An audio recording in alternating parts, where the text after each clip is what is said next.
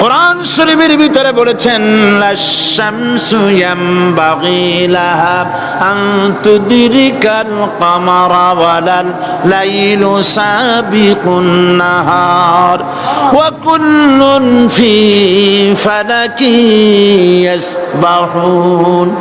প্রবল জ্ঞানী হইবে যাহারা, আপন মনেতে বুঝিবে তাহারা।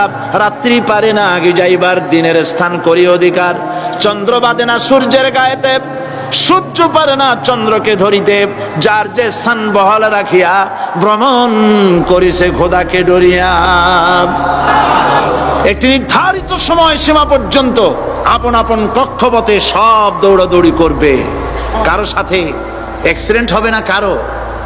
ওয়াকুল্লুন ফি ফালাকি ইয়াসবাহুন। যা আছে মহাশূন্যে সব ঘুরতেছে। কে বলে? বলেন সবাই, কে বলছে? কোন সূরা? সূরা ইয়াসিন। আবার শুনুন, আল্লাহ পাক ফয়সালা দিচ্ছেন ঘোরে কেডা? শুধু সূর্য ঘোরে না, শুধু চন্দ্র ঘোরে না, আল্লাহ মহাশূন্যে যা রেখেছেন সব ঘুরতেছে, সবই সন্তরণশীল, সব গতিশীল। সুতরাং ফয়সালা তো আল্লাহর কাছ থেকে নিতে হবে। পৃথিবী সৃষ্টি করেছেন, মানব গোষ্ঠী সৃষ্টি করেছেন এবং মানুষের প্রয়োজন মিটিয়েছেন। এই মানুষগুলিকে কে সৃষ্টি করেছে? মানুষ সৃষ্টির ব্যাপারেও দার্শনিকরা মানুষদেরকে বিভ্রান্ত করে। যা কলেজে বিশ্ববিদ্যালয়ে পড়ানো হয়, এই কোরআন শরীফ বিশ্ববিদ্যালয়ে পড়ানো হয়? হ্যাঁ হয়। কয়েকটা আয়াত, কয়েকটা সূরা পরীক্ষায় পাশ করার জন্য একটু একটু অপশনাল রেখে দেওয়া হয়েছে। বর্তমান যে শিক্ষা কমিশন, শামসুল হক শিক্ষা কমিশন রিপোর্ট মন্ত্রী পরিষদে অনুমোদন করেছে বর্তমান সরকার। এই শিক্ষানীতিতে বলা হয়েছে ক্লাস 1 থেকে নিয়ে ক্লাস 5 পর্যন্ত ধর্মীয় শিক্ষা দিতে দেওয়া হবে না। তাহলে ক্লাস 5 পর্যন্ত যদি ধর্মীয় শিক্ষা না থাকে, তাহলে ক্লাস 6-7-এ ওঠার পর আলিফ জাওরা বাজাবর বা আনাকুম জানাকুম ছেলেরা পড়বে? মেয়েরা পড়বে? আসল উদ্দেশ্য হলো ইসলাম থেকে জাতিকে দূরে সরাবার জন্য ষড়যন্ত্র। এই সরকারের প্রণীত শিক্ষানীতি আমরা মানি না। আপনারা মানেন? যেই মাদ্রাসা মানুষের চরিত্র সৃষ্টি করে, বর্তমান সরকার সেই মাদ্রাসাগুলি একটা একটা করে ধ্বংস করার পরিকল্পনা গ্রহণ করেছে। সুতরাং আসল শিক্ষা হলো কোরআনের কাছে। আসল শিক্ষা কোথায়? কোরআনের কাছে। কোরআন যদি শিখানো হতো, কোরআন যদি শিখানো হতো কলেজে বিশ্ববিদ্যালয়, তাহলে গতকাল চট্টগ্রাম বিশ্ববিদ্যালয় থেকে যেসব ছেলেরা বিশ্ববিদ্যালয় কর্তৃপক্ষ কর্তৃক বরাদ্দকৃত, হাইজ্যাক করা নয়, বরাদ্দকৃত 4খানা বাস দিয়ে কোরআন শুনতে আসতে চেয়েছিল, বর্তমান সরকারের তথাকথিত সোনার ছেলেরা আসতে দিল না।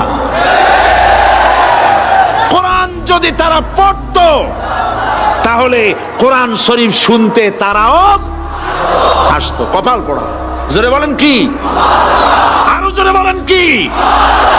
কপাল পোড়া। সব ভালো লাগে, কোরআন ভালো লাগে না। এদেরকে শিখানো হয়েছে, আরে তোমরা তো মানুষ না। বলে আমরা কি? তো তোমাদের ডারউইন বাবাজি বলে নাই, শোনো নাই? কি পড়ো টড়ো তোমরা, বুদ্ধি শুদ্ধি রাখো না। ডারউইন বলেছে, থিওরি অফ ইভলিউশনের মধ্যে বলেছেন মানুষ মানুষ না। বলে কি? মানুষ হলো বান্দর। কপাল পোড়া। কি কপালে লেখা থাকে? কাজে কামে প্রকাশ হয়ে যায়। ডারউইন বলল মানুষ মানুষ না।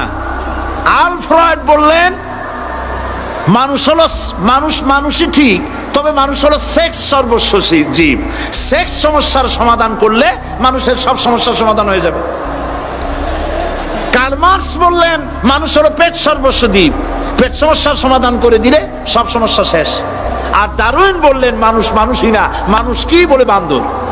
ওরাং ওটাং শিম্পাজি আর ব্যাং থেকে মানুষের উৎপত্তি হয়েছে। আমি যখন জীবনের প্রথম শিম্পাজি দেখলাম, ওরাং ওটাং দেখলাম, তখন আমি মনে করেছি যে ডারউইন খামোখা ভুল করে নাই। এইটা দেখেই ও মনে করেছে যে এই হচ্ছে আমার মাতামহের গোষ্ঠী। এ হলো পিতামহের গোষ্ঠী। আপনারা একটু মাথা কাটায় চিন্তা করেন, মানুষ যদি বান্দর থেকে হবে, আজও বানর ফরেস্ট এরিয়া আছে কিনা বাংলাদেশে? চিল্লায় বলেন আছে কিনা? তো মানুষ যদি বান্দর থেকেই হবে, আপনারা কি কোনোদিন দেখেছেন যে একটা বান্দরের কোমর পর্যন্ত মানুষের মতো হয়ে সারছে? আর কিছুদিন গেলেই পুরো মানুষ হয়ে যাবে, গলা পর্যন্ত মানুষের মতো হয়ে গেছে, আর কদিন গেলেই মানুষ হয়ে যাবে। দেখছেন কখনো? আচ্ছা আপনারা বলেন, পাবদা মাছ আপনারা চট্টগ্রামে কি বলেন? পাবদাই বলেন। পাবদা মাছ দেখতে কি মাছের মতো লাগে? বোয়াল মাছের মতো। কোন পাগলে কি বলছে কথা যে বোয়ালের পূর্বপুরুষ পাবদা? পাবদাগুলি পুটি টুটি খাইয়া খাইয়া আস্তে আস্তে বোয়াল হয়ে গেছে, এ কথা কেউ বলে? আচ্ছা, শোলের যে ছোট সাইজ, শোল মাছ, গজাল মাছ, এর যে ছোট্ট সাইজ ভর্তা করে খায়, শুটকি বানায় খায়, ওগুলোর কি বলে? টাকি মাছ। এই টাকি মাছ দেখতে শোল মাছের মতো।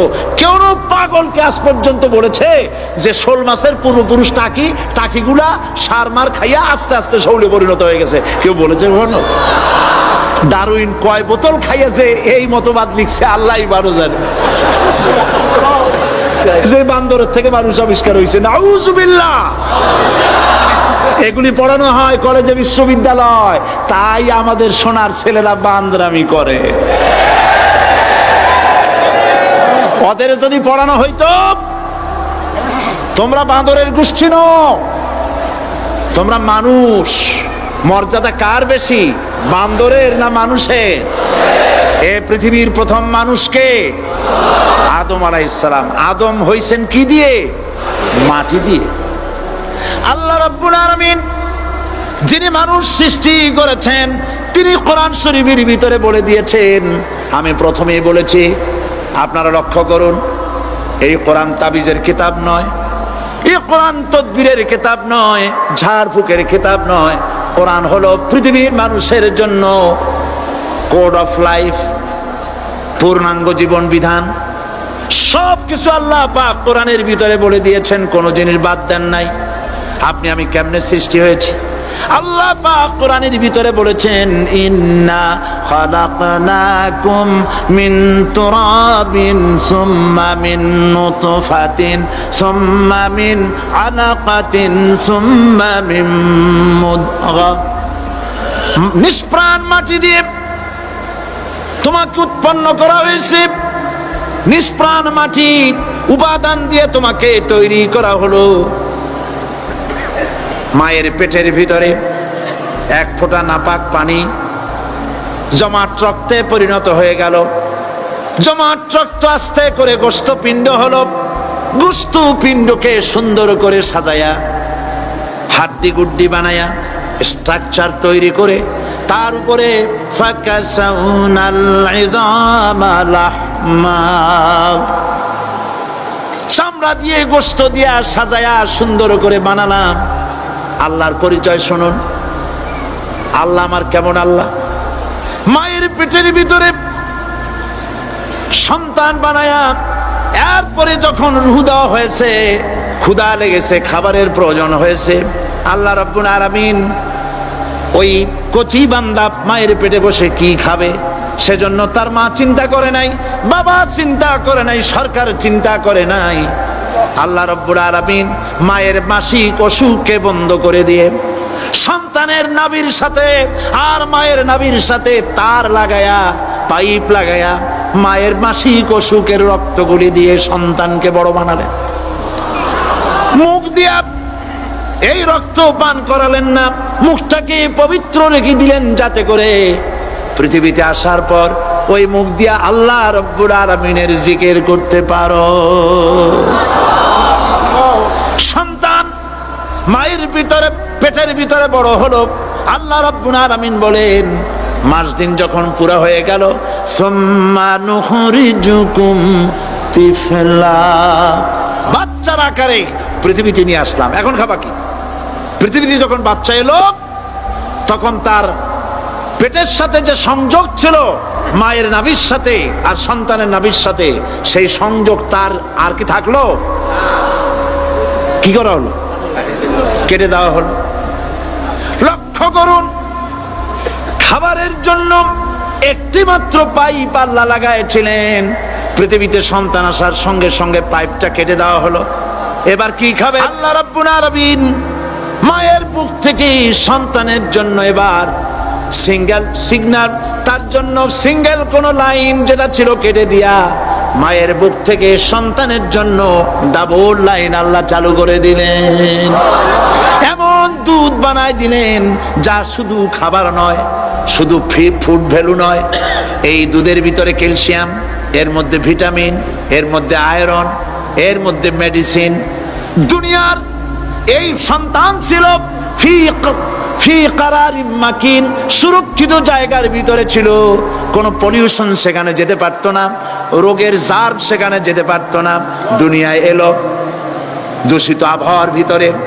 এই সন্তানকে এখনই অ্যান্টিবায়োটিক খাওয়ালে পরে অসুবিধা হবে। আল্লাহ রাব্বুল আলামিন মায়ের দুধের ভিতরে ঔষধ দিয়া রোগের প্রতিষেধক বানায়া দিলেন। এ হলো আমার আল্লাহ।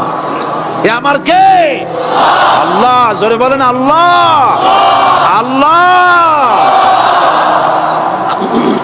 আল্লাহ রাব্বুল আলামিন মায়ের দুধ দিয়ে সন্তানকে বড় করলেন আর শোনায় দিলেন, খবরদার এই মায়ের সাথে, এই বাপের সাথে নাফরমানি করবি না। মা বাপের জন্য আমার কাছে দোয়া করবে, রব্বির হামহুমা কামা রাব্বায়ানি সাগীরা। সবাই পড়েন আমার সাথে, রব্বির হামহুমা কামা রাব্বায়ানি সাগীরা। আল্লাহ পাক শিখাই দিলেন বান্দারে আমার কাছে দোয়া করায়, আল্লাহ আমার মা বাপ আমাকে ছোটবেলায় যেভাবে স্নেহের কোলে লালন পালন করেছে, এইভাবে আমার মা বাপকে তোমার রহমতের কোলে লালন পালন করো। মনে থাকবে ভাইরা? বলেন মনে থাকবে? প্রত্যেক নামাজের পরে মা বাবার জন্য দোয়া করবেন, বেঁচে থাকুক আর মরে যাক, দোয়া করবেনই। মনে থাকবে? রব্বির হামহুমা কামা রাব্বায়ানি সাগীরা। আবার পড়েন, রব্বির হামহুমা কামা রাব্বায়ানি সাগীরা।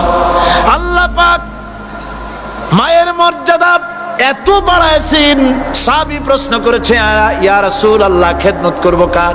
হুজুর বলেন তোমার মায়ের, তারপরে কার? তোমার মায়ের, তারপরে কার? তোমার মায়ের, তারপরে কার? তোমার পিতার। বাপের চাইতে মায়ের মর্যাদা আল্লাহ 3 গুণ বাড়াইয়া দিলেন, 3 গুণ বৃদ্ধি করে দিলেন। হাদিস শরীফে এসেছে, হযরত আবী হুরায়রা রাদিয়াল্লাহু তাআলা আনহু রাসূলের কাছে এসে রাতের বেলায় কাঁদতেছিলেন। হুজুর প্রশ্ন করলেন, আবু হুরায়রা কাঁদো কেন? হযরত আবু হুরায়রা বলছেন, হুজুর মা আমাকে মেরেছে। তিনি প্রশ্ন করলেন, আচ্ছা মা তোমার মারলো কেন? তুমি কি কোনো বেয়াদবি করছো? তিনি বললেন না, তবে মারলো কেন? হযরত আবু হুরায়রা বলেন, ইয়া রাসূলুল্লাহ আপনার খেদমত থেকে বাড়ি ফিরতে আমার দেরি হয়ে গিয়েছিল। গভীর রাত্রে যখন বাড়ি গেছি, মা আমাকে প্রশ্ন করলেন, বাবা দেরি হলো কেন, কোথায় ছিলি? তাম পৃথিবীর মানুষ যেই কদম মোবারক চুমু দিতে পারলে ধন্য হয়ে যায়, সেই আখিরি জামানার পয়গম্বর নবী মুহাম্মদ রাসূলুল্লাহ সাল্লাল্লাহু আলাইহি সাল্লামের দরবার থেকে আসতে আমার দেরি হয়ে গেছে। ইয়া রাসূলুল্লাহ আমার মা আপনার নাম শুনে তার গা জ্বলে উঠল। তিনি কাফের, মুশরিকা। আপনার নাম শুনে অগ্নি শর্মা হয়ে আমাকে ধরে পিটানো আরম্ভ করলেন আর বললেন, আবু হুরায়রা হয় মুহাম্মদ সাল্লাল্লাহু আলাইহি সাল্লামের বাড়ি ছাড়বি, নইলে আমার বাড়ি ছাড়বি, কি করবি বল? মার খেতে খেতে আমি বললাম, মা তোমার গায়ে যত শক্তি আছে আমারে মারো, তোমার বাড়ি শুদ্ধ, তাম দুনিয়াটা ছেড়ে দিতে পারি, মুহাম্মদ রাসূলুল্লাহর কদম মোবারক ছেড়ে দিতে পারি না। হুজুর আমার মা গলা ধাক্কা মেরে আমাকে বের করে দিয়েছেন। হুজুর বলছেন, আবু হুরায়রা মা তোমাকে মেরেছে আর আমার কাছে নালিশ করছো, আমি তোমার মায়ের কোনো বিচার করতে পারবো না। সুবহানাল্লাহ। এত বড় পাওয়ারফুল নবী, শানওয়ালা, ইজ্জতওয়ালি, বরকতওয়ালি, এত বড় নবী বলছেন মা মেরেছে, আমার করার কিচ্ছু নাই। সুবহানাল্লাহ। তোমার মা মুশরিকা হোক আর যাই হোক তোমার মা। সুবহানাল্লাহ বলেন। আমার বন্ধুগণ, হযরত আবু হুরায়রা বলেন, ইয়া রাসূলুল্লাহ, মায়ের বিরুদ্ধে কোনো অভিযোগ নিয়ে আমি আপনার কাছে আসি নাই। হুজুর বললেন, কেন আসছো বলো খুলে। আবু হুরায়রা বলেন, হুজুর আমি জানি আপনি আল্লাহর দরবারে যদি কোনো ব্যাপারে হাত তোলেন আল্লাহ মঞ্জুর করে ফেলেন। আপনি দয়া করে আমার মার জন্য দোয়া করেন, আল্লাহ যেন হেদায়েত দিয়ে দেন। আমার নবীজি দুখানে হাত উত্তোলন করলেন, বললেন, আল্লাহুম্মা ইহদি উম্মা আবি হুরায়রা, আয় আল্লাহ আমি দোয়া করতেছি আবু হুরায়রার মাকে হেদায়েত নসিব করো। হুজুর হাত তুলে মোনাজাত করছেন, আবু হুরায়রা দৌড় দিলেন বাড়ির দিকে। কয়েকজন সাহাবী হযরত আবু হুরায়রার জামা টেনে ধরেছে, এই ভদ্রলোক দৌড়ায় কেন? এত শান্ত মানুষ, কখনো গরম হয়ে কারো সঙ্গে কথা বলে না। এই মানুষটা দৌড়ায় কেন? কোনো বিপদ হইল নাকি? জামা টেনে ধরে বলে, আবু হুরায়রা দৌড়াও কেন? হযরত আবু হুরায়রা বলেন, জামা ছেড়ে দাও, কোনো বিপদ আমার হয় নাই, আমি দৌড়াইয়া বাড়ি যাই দেখতে চাই। আমি দৌড়াইয়া আগে বাড়ি যেতে পারলাম না, আমার নবীর দোয়া আগে আমার বাড়ি চলে গেছে, আমি এটা দেখতে চাই। হযরত আবু হুরায়রা দৌড়াতে দৌড়াতে বাড়ি চলে গেছেন। দরজায় নক করলেন, ভেতর থেকে আওয়াজ এলো, কে? তিনি বললেন, আমি আবু হুরায়রা, মা দরজা খুলে দাও, আমি তোমার সন্তান। মা বললেন, বাবা অপেক্ষা করো, দরজা খুলতেছে। হযরত আবু হুরায়রা বলেন, মায়ের গলার আওয়াজের ভেতরে কুফরিত কর্কশতা পেলাম না, মায়ের গলার আওয়াজের ভেতরে তাওহীদের নরমিয়াত পেলাম। আমার কাছে মনে হলো আমি আবু হুরায়রা বাড়ি আসার আগে নবীজির দোয়া আল্লাহর আরশে পৌঁছে গেছে। আবু হুরায়রা বলছেন, মা আমার কিছুক্ষণ পরে ঘরের থেকে বেরিয়ে এসেছেন, আমি দেখলাম মায়ের শরীর ভিজা, মাথার চুল দিয়া পানি টপকাচ্ছে। মা আমার বললেন, বাবারে তোমাকে মারার পর আমি নিদারুণ অনুশোচনায় পড়েছিলাম, মনে মনে ভাবলাম, আহারে আমার সন্তান আমি কেন মারলাম? সে তো কোনো খারাপ কাজ করে নাই, কোনো খারাপ জায়গায় যায় নাই, এত ভালো মানুষ যার সম্পর্কে লোকেরা খামোখাই মিথ্যা কথা বলে, এই ভালো মানুষটার কাছে গেছে, সেজন্য আমি মারলাম কেন? বাবা গো, আমি আমার ভুল বুঝতে পেরেছি, জীবনের ভুলও ধরা পড়েছে, আমাকে জলদি করে নিয়ে চলো বিশ্ব নবীর দরবারে। হযরত আবু হুরায়রার মা রাসূলুল্লাহর খেদমতে এসে ঘোষণা করলেন, আশহাদু আল্লা ইলাহা ইল্লাল্লাহু ওয়াহদাহু লা শারীকা লাহু ওয়া আশহাদু আন্না মুহাম্মাদান আবদুহু ওয়া রাসূলুহু। আমার ভাইয়েরা, আল্লাহ রাব্বুল আলামিন মানুষ সৃষ্টি করে পৃথিবীতে পাঠায় দিলেন, খাবারের ইন্তজাম করলেন, এগুলি সব আল্লাহর পরিচয়। আল্লাহরে চেনার জন্য বড় বড় কিতাব ঘাটা লাগে না, কিসমতে যদি থাকে দুই একটা দৃষ্টান্ত যথেষ্ট হয়ে যায়। সুবহানাল্লাহ, সুবহানাল্লাহ, দুই একটা দৃষ্টান্ত যথেষ্ট। আল্লাহ পাক সমস্ত সৃষ্টি জগৎকে তৈরি করলেন, সৃষ্টি করলেন, আর তাদের খাদ্যের ব্যবস্থা করলেন। কে করেছেন খাদ্যের ব্যবস্থা? খাদ্য দেন আল্লাহ। কিন্তু অহংকারী যারা, তারা বলে দেশের বাম্পার ফলনের জন্য সমস্ত কৃতিত্ব সরকারের।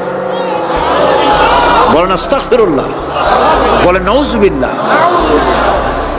এদের একজন বলছিল, 3 বছর কিছু দিবার পারুম না, লোকেরা কয় আমরা না খাইয়া থাকুম, আল্লাহ কয় আমিও দেহুম, কদ্দুর পারো না খাইয়া থাকতে। ফসল কে দেন? জোরে বলেন, কে দেন?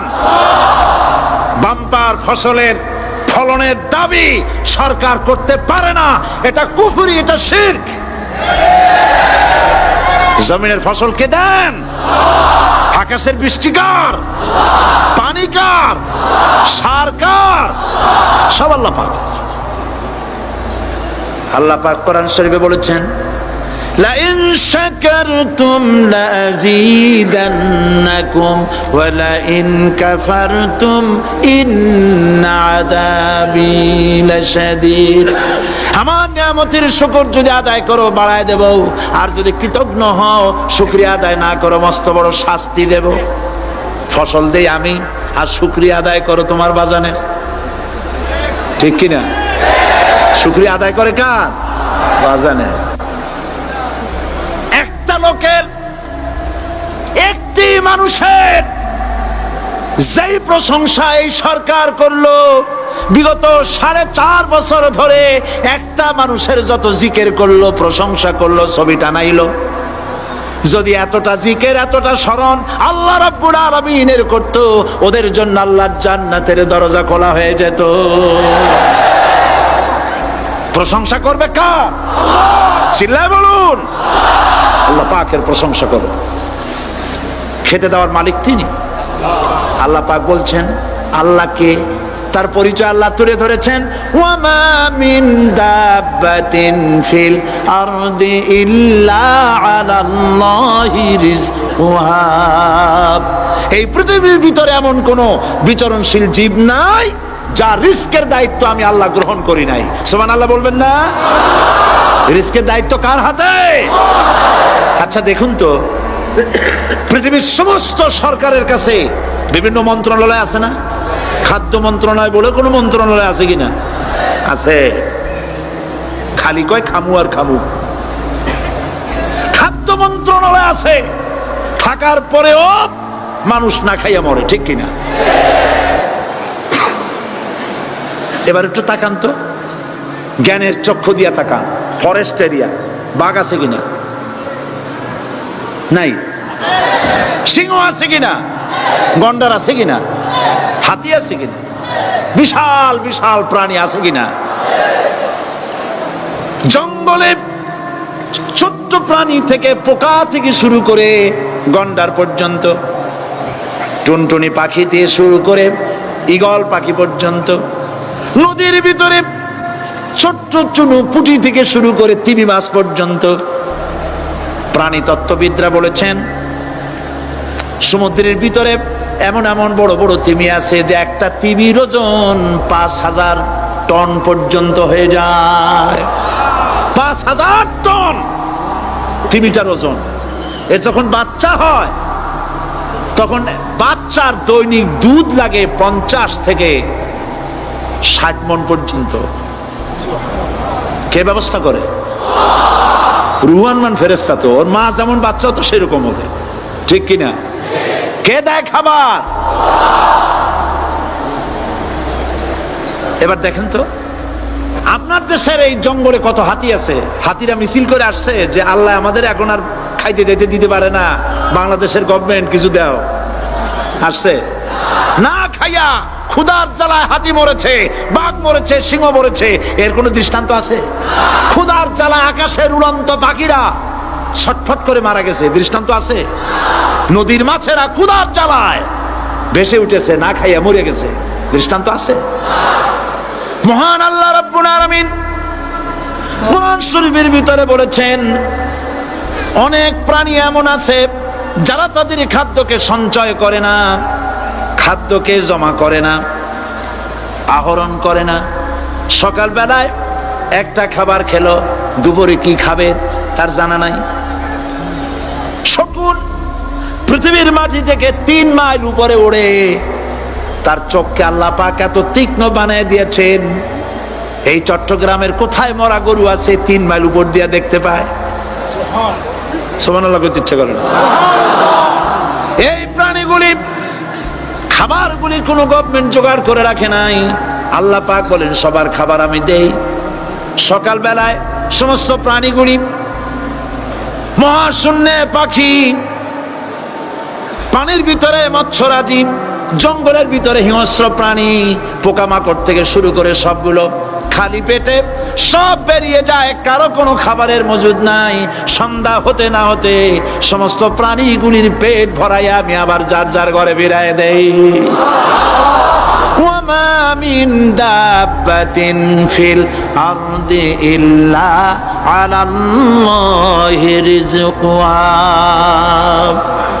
সমস্ত প্রাণী রিজকের দায়িত্ব আমি আল্লাহর হাতে।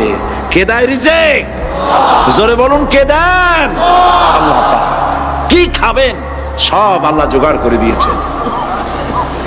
তরি তরকারি জোগাড় করেছেন, মাছ জোগাড় করেছেন, চাউল দিয়েছেন, খাবার দিয়েছেন, গোশ দিয়েছেন, সব দিয়ে দিয়েছেন।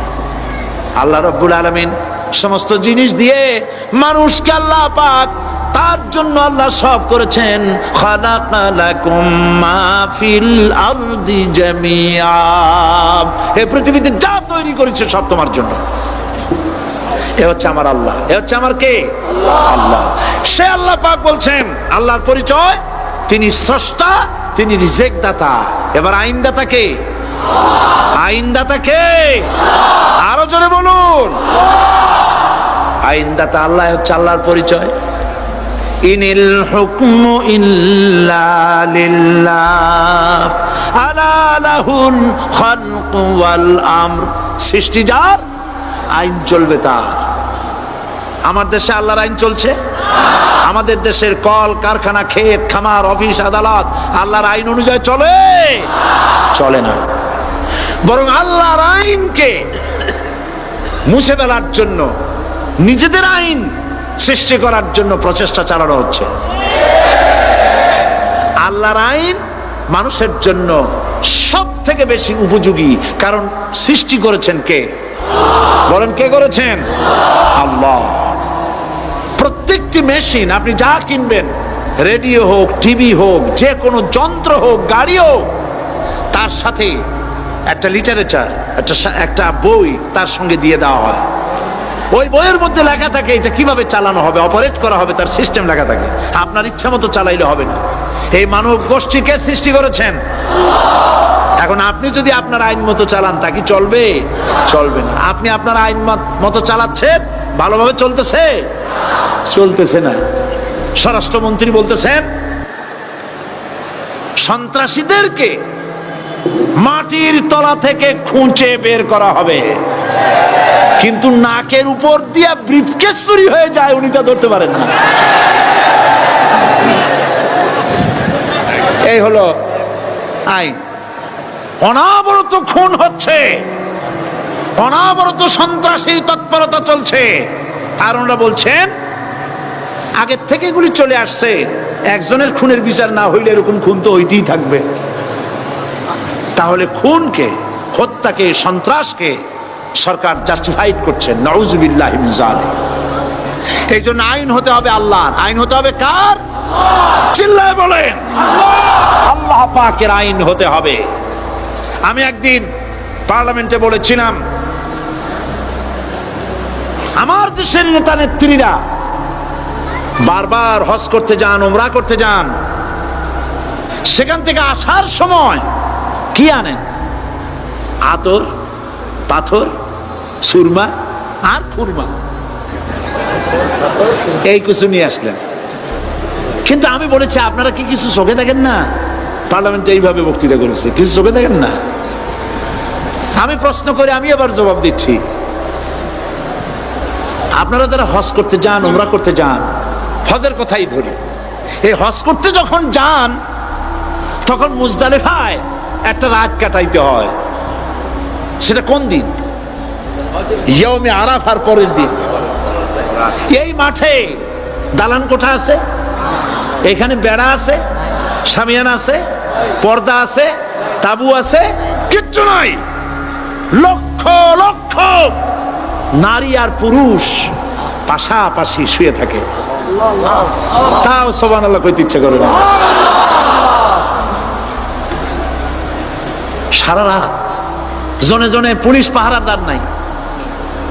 কিরকম মেয়ে এলো, চাঁদের সৌন্দর্য হার মানায় দিতে পারে এরকম সুন্দরী, এরকম সুন্দরী নারী, সুদর্শন পুরুষ পাশাপাশি রাস্তার ধারে মরুভূমির ভিতরে সারা রাত কাটাচ্ছে। ইয়ৌমে আরাফার পরের রাতটা, একটা রাত পুরা। এভাবে চলতেছে বছরের পর বছর, শতাব্দীর পর শতাব্দী, সহস্রাব্দীর পরে সহস্রাব্দী। আমি প্রশ্ন করি, পৃথিবীর ইতিহাসে কেউ কি এমন কথা বলতে পেরেছে, লিখতে পেরেছে যে মুজদালিফার রাতে সেখান থেকে 10টা নারী হাইজ্যাক হয়েছে, 50টা নারী লাঞ্ছিত হয়েছে বলতে পারবে? গভীর রাত্রে পুরুষ সঙ্গী ছাড়া সুন্দরী রমণী, যুবতী রমণী একাকিনী নিজের ঘর ছেড়ে আল্লাহর ঘরে তওয়াব করতে আসে। তওয়াব সেরে তাহাজ্জুদের নামাজ পড়ে আল্লাহর কাছে মোনাজাত করে একা একা হাজার হাজার লাখো পুরুষের ভিতর থেকে আপন ঘরে ফিরে যায়। কারো বাবার হিম্মত নাই একবার তাকায় সে তো রূপ উপভোগ করার জন্য আবার তাকায়, অথবা তার আঁচল ধরে টান মারে। আছে ইতিহাস? কথা কন না কেন? সুন্দরী একটা মাইয়া মক্কা থেকে মদিনা থেকে পাওয়া যায় না, 15 দিন হয়ে গেছে। হয়েছে কখনো? এবার জবাব দেন, কেন হয় না? কেন হয় না? আমার দেশের মেয়েরা রাস্তা দিয়ে হাঁটতে পারে না।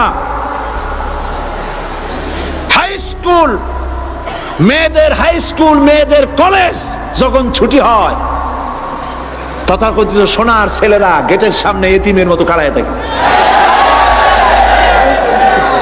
অনবরত হাইজাক হচ্ছে, ধর্ষণের সেঞ্চুরি হচ্ছে। আর ওখানে হয় না কেন? ওখানে হয় না এই কারণে, এই কোরআনের আইন আল্লাহ রাব্বুল আলামিন যে আইন দিয়েছেন, ওখানে আইন বলবৎ আছে। আছে নাকি? আছে কিনা? কোন পুরুষ কোন নারীকে ধর্ষণ করেছে যদি প্রমাণিত হয়, সে যদি ফাহাদের ছেলে হয় আর ফাহাদের মেয়ে হয়, কোরআনের শাস্তি হলো পাথর মেরে উড়াইয়া দাও।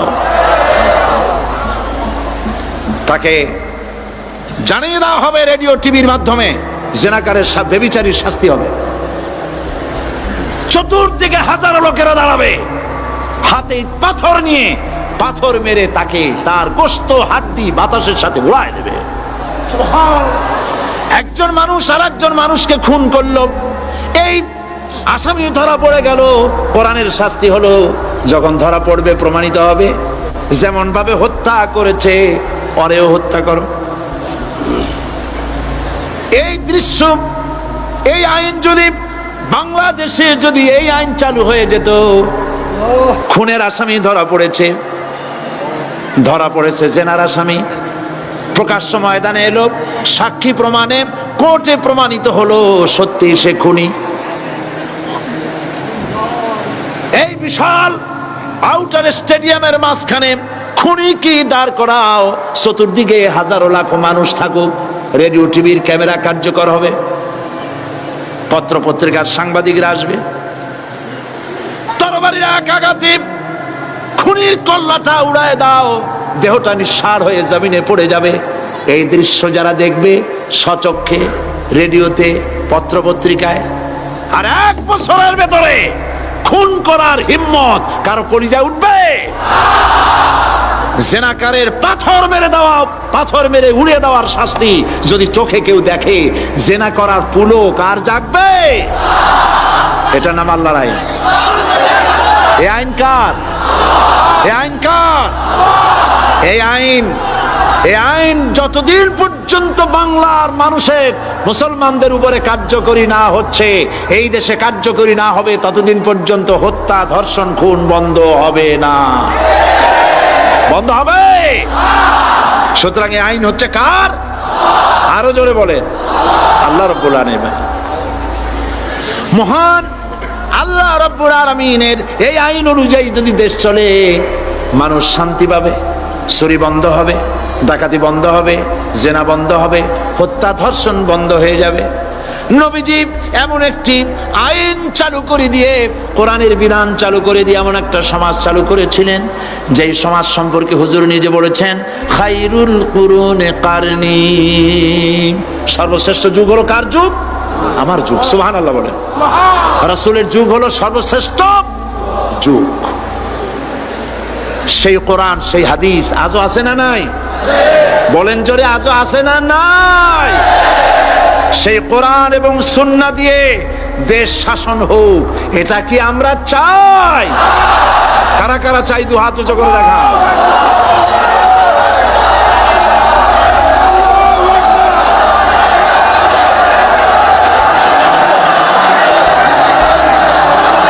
আরে ভাই, আপনার দাঁড়ায় গেলেন কেন?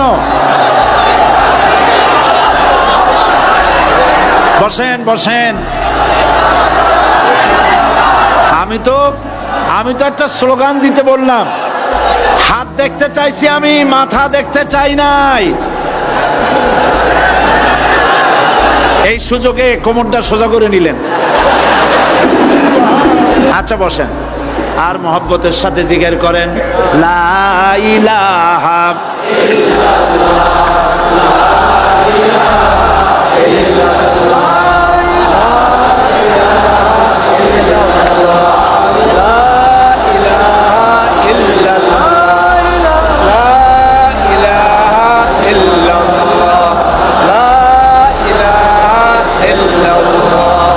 জোরে সরে সবাই জিকির করেন লা ইলাহা ইল্লাল্লাহ, লা ইলাহা ইল্লাল্লাহ, লা ইলাহা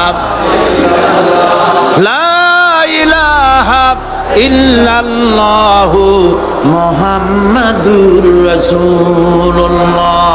বসুন, আমরা মুনাজাত করব।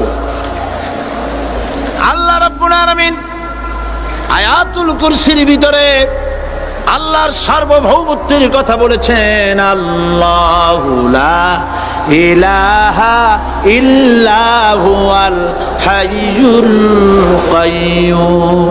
পড়েন আমার সাথে সবাই, আল্লাহু লা ইলাহা ইল্লা হুয়াল হাইয়ুল কাইয়্যুম। আল্লাহ হচ্ছেন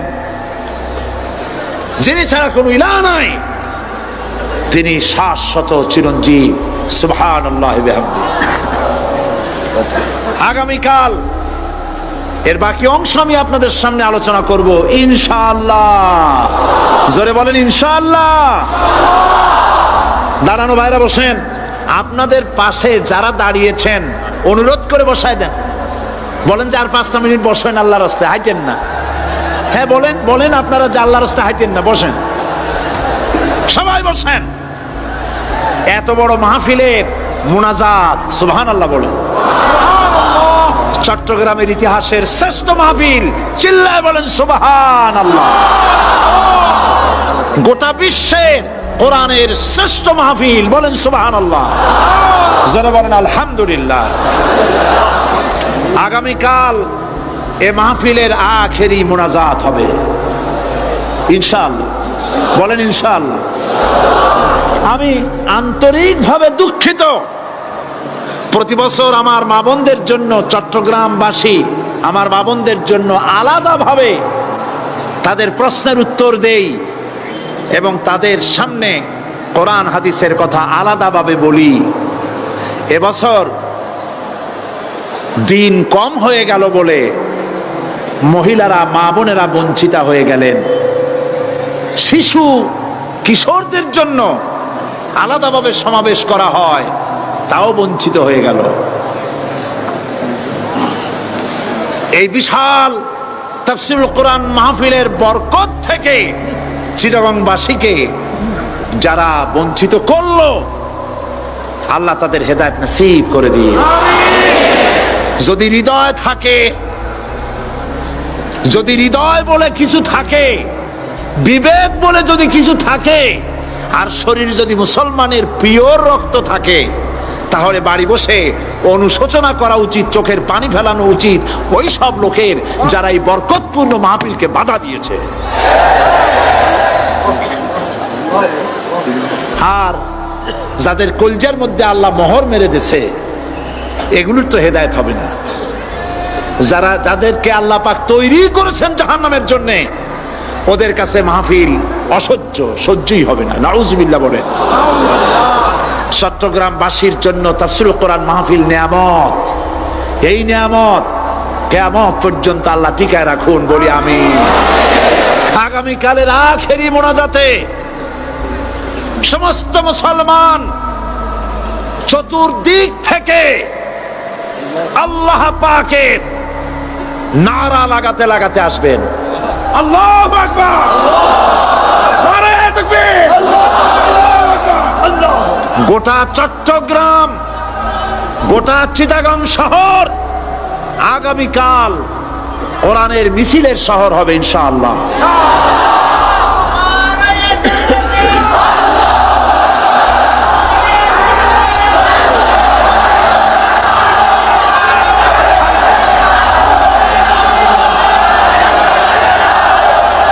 সকল ধন এবং সম্পদের মূল মালিক হচ্ছেন আল্লাহ পাক। সমস্ত ধন সম্পদের মালিক কে? আল্লাহ সুবহানাহু ওয়া তাআলা। কোরআনে কারীম বলছে, লিল্লাহি মা ফিস সামাওয়াতি ওয়া মা ফিল আরদ। আকাশ এবং জমিনের ভিতরে যা কিছু আছে সব কিছুর মালিকানা কার? জোরে বলেন কার? আল্লাহ রাব্বুল আলামিন হচ্ছেন এর একচ্ছত্র মালিক। সুতরাং বান্দাদের কাছে কিছুদিনের জন্য এগুলিকে আমানত রাখা হয়েছে। আমাদের ঘর আছে, বাড়ি আছে, ব্যবসা আছে, বাণিজ্য আছে, জায়গা আছে, জমিন আছে, গরু আছে, বাছুর আছে, এই সবগুলি কিছুদিনের জন্য আমাদের কাছে কি রাখা হয়েছে? আমানত। আমানতের মাল আপনি আপনার ইচ্ছা মতো খরচ করতে পারবেন না। আমানতের মাল কি ইচ্ছা মতো খরচ করা যায়? যায় না। আমানতের মালকে খরচ করতে হলে মূল মালিকের ইচ্ছা অনুযায়ী খরচ করতে হবে। মূল মালিককে আল্লাহ রাব্বুল আলামিন বলছেন, ইন্নাল্লাহা ইশতারা মিনাল মুমিনিনা আনফুসাহুম ওয়া আমওয়ালাহুম বিআন্না লাহুমুল জান্নাহ। আমি আমার মুমিনের জান এবং মালকে খরিদ করে নিয়েছি, বিনিময় জান্নাত দিয়ে দিয়েছি। তোমার কাছে যে জান আছে, মাল আছে, এটা তোমার নয়, এটা আমার আমানত তোমার কাছে। সুতরাং এই আমানত খরচ করতে হবে মূল মালিকের ইচ্ছা অনুযায়ী। সমাজের এক শ্রেণীর লোক প্রচুর বিত্তের মালিক হবে, সমাজের এক শ্রেণীর লোক প্রচুর বিত্ত এবং সম্পদের মালিক হয়ে ভোগ বিলাসের আনন্দের স্রোতে ভেসে যেতে থাকবে, নিজেকে ভাসিয়ে দেবে। আর এক শ্রেণীর লোক অনাহারে অর্ধাহারে কষ্ট করবে। এ বিধান ইসলামের নয়। কেউ থাকবে 10 তলায় আর কেউ থাকবে গাছতলায়, কেউ খাবে পোলাও, কোরমা, বিরিয়ানি, আর কারো কিসমতে মরুচ পোলাও হবে না। এ বিধান আল্লাহর নয়। ইসলামের বিধান হচ্ছে এই যে আল্লাহ যে সব সম্পদ মানুষকে দান করেছেন, এই সম্পদের ভিতরে বিত্তহীনদের অধিকার রাখা হয়েছে। বিত্তহীন যারা গরিব, যাদের কিছু নাই, তারা আপনার করুণার পাত্র নয়। কি বলেন? তারা কি ধনীদের করুণার পাত্র? কোরআনে কারিমে আল্লাহ বলেন, ওয়াল্লাযীনা ফী আমওয়ালিহিম হাক্কুল লিসসাইলি ওয়াল মাহরুম। ধনীদের সম্পদের ভেতরে গরিবদের, বিত্তহীনদের অধিকার রয়েছে। সে অধিকার আদায় করে দাও। দান করা এমনি দিয়ে দেওয়া এক জিনিস, গরিবদেরকে, বিত্তহীনদেরকে ইসলাম করুণার পাত্র বানায় নাই, বলেছে অধিকার। অধিকারটা বড় মজবুত কথা, এ কথার লোড আছে, ওয়েট আছে। আপনার আমার সম্পদের, অর্থাৎ যাদের বিত্ত আছে, বিত্ত সম্পদওয়ালা সম্পদশালী লোকেদের সম্পদের ভেতরে গরিবদের অধিকার রয়ে গেছে। সে অধিকার আদায় করতে হবে। ইসলাম সকল মানুষের দারিদ্র দূর করে বেঁচে থাকার মৌলিক অধিকার প্রতিষ্ঠিত করেছে। রাসূল করিম সাল্লাল্লাহু আলাইহি ওয়াসাল্লাম বলেছেন, লাইসা লি ইবনি আদম হাক্কুন সিওয়া হাযিহিল খিসাল, বাইতুন ইয়াসকুনুহু ওয়া সাওবুন ইউয়ারি আওরাতাহু ওয়া জালফাল খুবজি ওয়াল মা। আখরাজাহু তিরমিজি। তিরমিজি শরীফের হাদিসের ভেতরে এসেছে, রাসূল করিম সাল্লাল্লাহু আলাইহি ওয়াসাল্লাম বলেছেন, প্রত্যেকটি বনি আদমের তার বাস করার জন্য একটা গৃহ, এবং লজ্জা ঢাকার জন্য, শীত নিবারণের জন্য তার বস্ত্র, আর ক্ষুধা মিটাবার জন্য তার পানি আর রুটি ইত্যাদির ব্যবস্থা করতে হবে। চাই সে মুসলমান হোক, আর হিন্দু হোক, আর খ্রিস্টান হোক। বনি আদম, আদমের সন্তান যে মানুষ, যে তার এই অধিকার ইসলাম প্রতিষ্ঠিত করেছে। আজ বলা হচ্ছে খাদ্য, বস্ত্র, বাসস্থান সমাধান দেবে অমুকরা তমুকরা, এরকমের স্লোগান হয় না? ওরা দিতে পারবে না, ওরা দিতে পারে নাই। খাদ্য, বস্ত্র, শিক্ষা, চিকিৎসা, বাসস্থানের গ্যারান্টি দিয়েছে কোরআন, দিয়েছে আল্লাহ রসুল জনাবে মুহাম্মদ রাসূলুল্লাহ সাল্লাল্লাহু আলাইহি ওয়াসাল্লাম। ইসলাম অর্থনৈতিক নিরাপত্তার জন্য যে সব পন্থা অবলম্বন করেছে সেটা হচ্ছে যে সমাজের কর্মক্ষম সকল ব্যক্তি রুজির জন্য পরিশ্রম করবে, কেউ বসে থাকতে পারবে না। এটা হচ্ছে ইসলামের নিয়ম, কেউ বসে থাকতে পারবে না। কোরআনে কারীম বলছে ফাইদা কুদিয়াতিস সালাতু ফান্তাশিরু ফিল আরদ ওয়াবতাগু মিন ফাদলিল্লাহ। ফাইদা কুদিয়াতিস সালাত, যখন তোমার নামাজ সম্পূর্ণ হয়ে গেল, ফান্তাশিরু ফিল আরদ, ছড়িয়ে পড়ো আমার জমিনের উপরে, ওয়াবতাগু মিন ফাদলিল্লাহ, আর আমার অনুগ্রহ অনুসন্ধান করো। রুজি কামানো কোনো খারাপ জিনিস না। কেউ মনে করে সারাদিন বসে বসে আল্লাহর জিকির করব, কেউ দুনিয়াটারে ঝামেলা মনে করে জঙ্গলে চলে যেতে চায়। এটা নিয়ম না। আপনি বসে থাকতে পারবেন না, আপনাকে কাজ করতে হবে। রুজি কামাই করাটাকে কোরআনে কারিমে এতটা সম্মান দিয়েছে, যেটাকে ফদলুল্লাহ বলা হয়েছে। ফদলুল্লাহ, এটা আল্লাহর অনুগ্রহ। সুবহানাল্লাহ বলেন। এটাকে ফদলুল্লাহ বলা হয়েছে, এটা জিনাতুল্লাহ বলা হয়েছে। আপনি যে কাপড় চোপড় ব্যবহার করেন, এই কাপড় চোপড়ের ব্যাপারে আল্লাহ পাক প্রশংসা করেছেন, কাপড় চোপড় সুন্দর পরতে বলেছেন। তারপরে রুজি রোজগার হালাল করতে বলা হয়েছে, এবং রুজি কামাবার ব্যাপারে হালাল ভাবে রুজি কামাবার জন্য ইন্সপিরেশন দেওয়া হয়েছে কোরআন এবং হাদিসে। রাসূল করিম সাল্লাল্লাহু আলাইহি ওয়াসাল্লাম বলেছেন, আল কাসিবু হাবিবুল্লাহ, সহস্তে যে উপার্জন করে সে আল্লাহর বন্ধু। যে ব্যক্তি ঠেলা গাড়ি চালায়, কুলি মজুর, রিক্সা চালায়, নিন্দা নাই, তাকে নিন্দা করা যাবে না।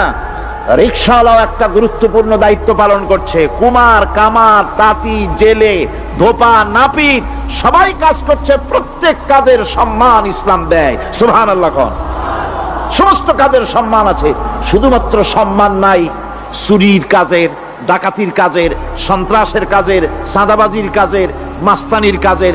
এই সব কাজ নিন্দনীয় এবং এই সব কাজ নিতান্ত বাজে কাজ। এ কাজের কোনো সম্মান নাই। সম্মান হচ্ছে নিজের হাতে কামাই করে সারা দিনে এক মুঠো খাবারও যদি খান, আপনার খাবারের চাইতে হালাল খাবার কারো হতে পারে না। আল্লাহর বন্ধু সোজা কথা না। আল কাসিবু হাবিবুল্লাহ, সহস্ত উপার্জনের এত বরকত। সেজন্য অর্থনৈতিক নিরাপত্তার জন্য সমাজের প্রত্যেকটি কর্মক্ষম লোককে কাজ করতে হবে। কি করতে হবে? নামাজ পড়া হয়ে গেছে, এখন আর বসে থাকা চলবে না। নেমে পড়ুন কাজের জন্য, আল্লাহর অনুগ্রহ অনুসন্ধান করুন।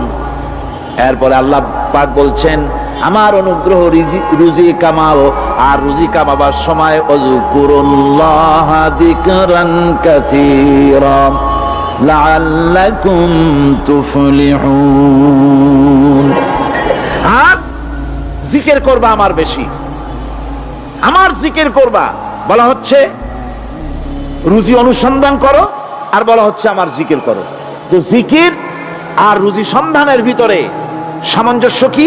সামঞ্জস্যটা হচ্ছে এই যে আপনি যখন উযকুরুল্লাহ কাসীরান, আপনাকে বেশি করে জিকির করতে হবে। জিকির মানে কি? স্মরণ করা। জিকির মানে কি? স্মরণ করা। আল্লাহকে স্মরণ করেন। রুজি যখন কামাতে যাবেন স্মরণ করবেন কারে? চিল্লায় কোন কারে? আপনি রুজি কামাবার জন্য চাকরি করতেছেন,